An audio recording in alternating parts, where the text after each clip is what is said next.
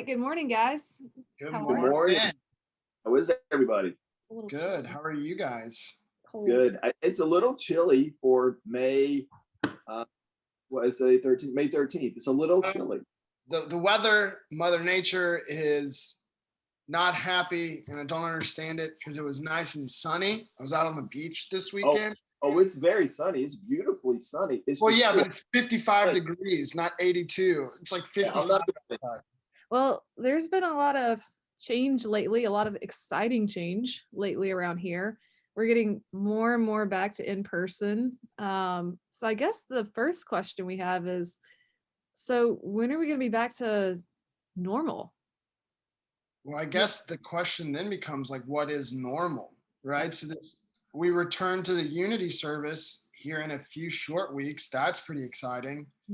Yes. Um, What it's been over a year, right?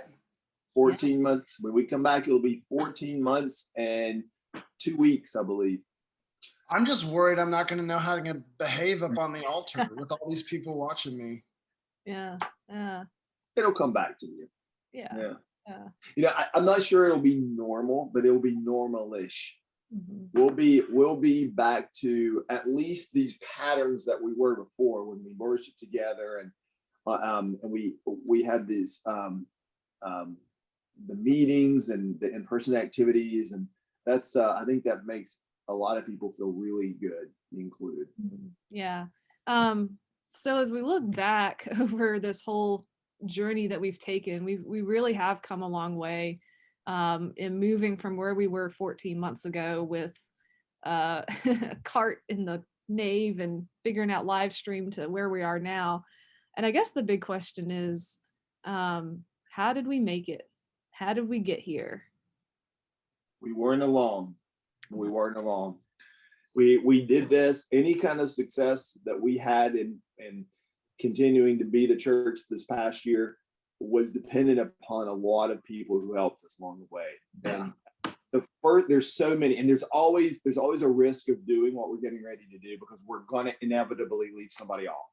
We don't mean to do that. Mhm. The first group that comes into mind for me is our audiovisual team.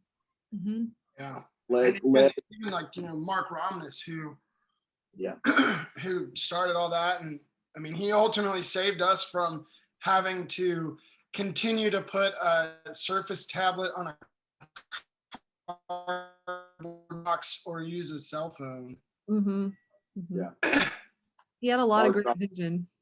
It goes back to Mark. Mark was so helpful for the years before this, but getting us to where we were. And then you've got this AV team that he trained, and now they have built upon what he had taught them, and it's a small group, but a group that we are just so absolutely indebted to for literally bringing church into our homes this past year and into the future as well. I mean, dare we name them? I think we should. Yeah. We have Sarah Fitch, we have Wes Canarins, we have Ross Campbell. That's our visual group. We have Dennis Bates, Michael Black, Sarah Fitch, who does audio. Sarah Fitch does audio. Buddy helps. Buddy Fitch comes in as needed there as well. Who are other audio people? I'm sure there are others who have stepped in. I don't want to say, well, so post-production and she's become quite a wonder at this. Doesn't work on our live Sunday worship, but our WAM worship, our midweek worship. Jenny Tate stepping up with her editing skills. That's a big help to us too. So thanks, Jenny. She does a great job. We're very lucky, blessed to have her too. Yeah. Oh yeah.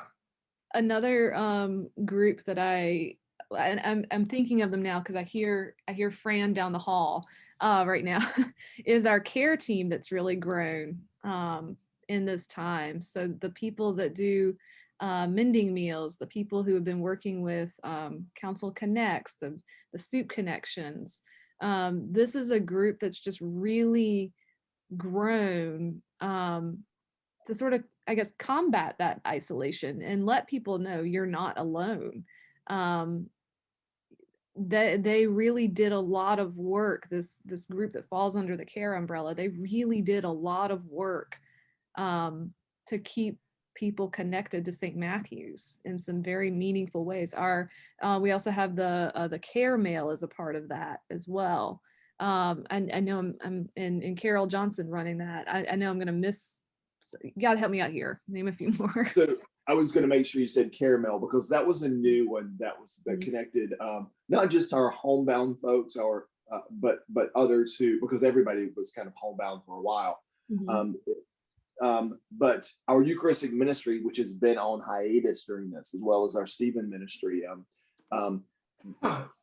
just the way that the congregation has continued to connect one another. Prayer shawl ministry, that's another. The Altar Guild, right? The Altar Guild, that's the next one to think. The Altar Guild sets the table, and particularly Sarah Bates this past year in just keeping that group together. And I know she has assistants, and I won't dare name all of them because there's too many on the Altar Guild, but they're the ones who set the table, clean the table, prepare the altar, prepare the chancel, the Christmas tree group.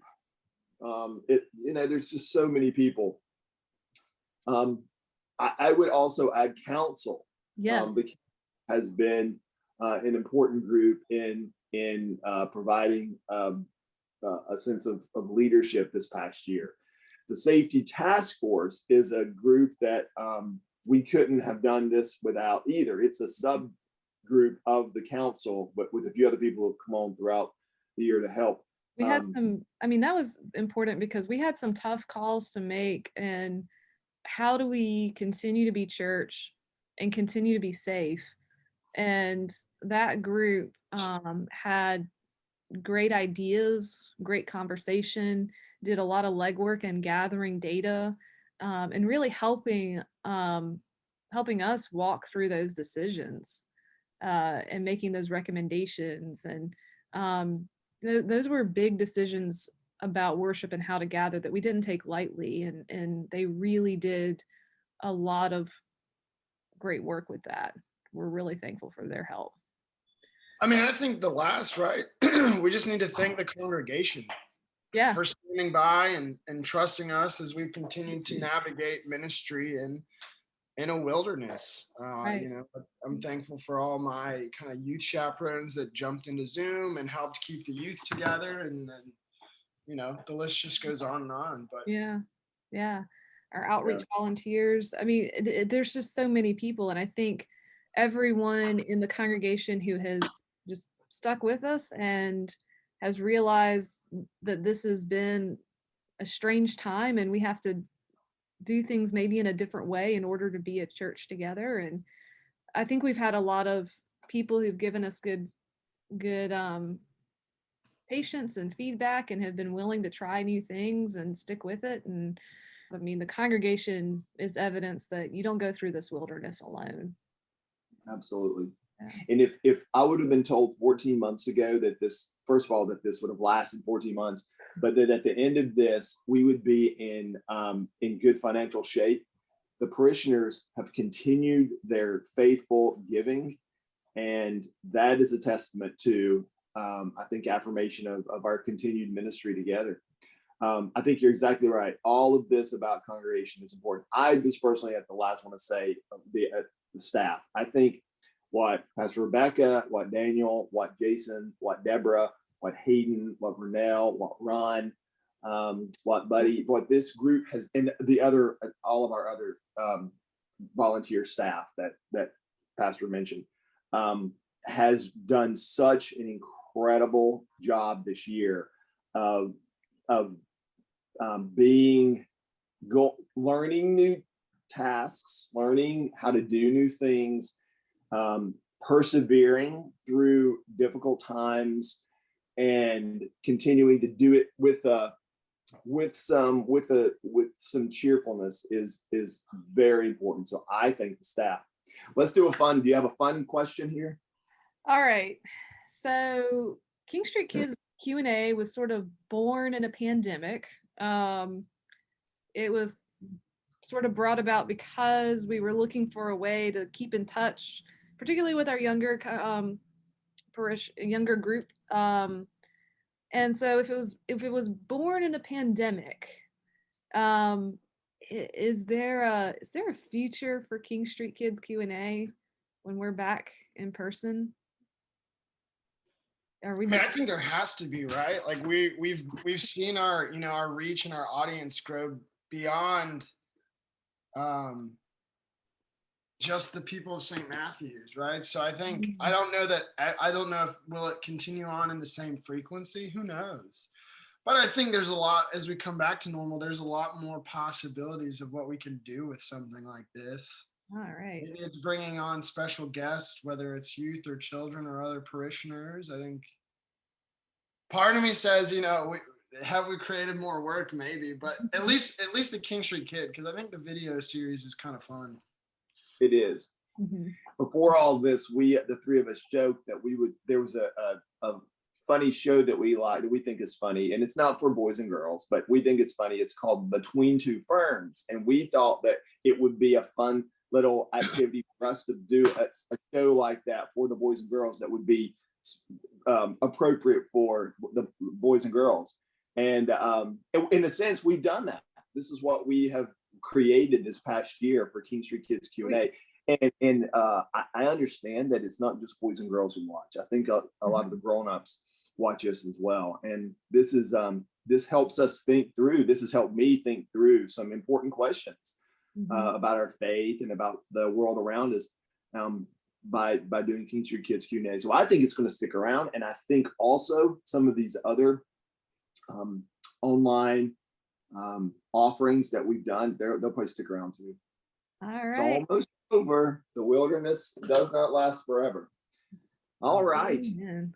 Where should they send their new questions if they have any questions? Daniel. Yes. Yes. Me. Yes. All righty. youth@smlccharleston2cs.org. All right.